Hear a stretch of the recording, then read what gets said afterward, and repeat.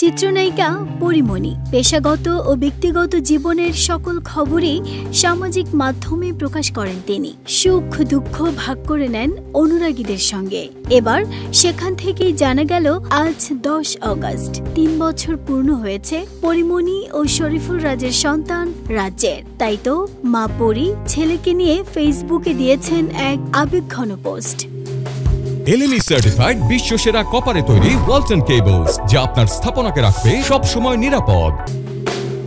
রাত 12টায় ছেলের জন্মদিনের শুভেচ্ছা জানিয়েছেন অভিনেত্রী। নিজের ফেসবুক পোস্টে অভিনেত্রী লিখেছেন, আজ 10/8/2025 আমার ছেলের 3য় জন্মদিন। বাচ্চা আসার পর থেকে আমার জীবনের সময় কিভাবে চলে যাচ্ছে আর টেরই পাই না। এখন শুধু বাঁচতে চাই, শুধুই বাঁচতে চাই ওদের সাথে। আপনাদের ভালোবাসায় দোয়ায় রাখবেন ওদের। আমি আপনাদের প্রতি কৃতজ্ঞ। এরপর যোগ করেন, শুভ জন্মদিন বাজান, আমার জীবনের জানা আই লাভ ইউ।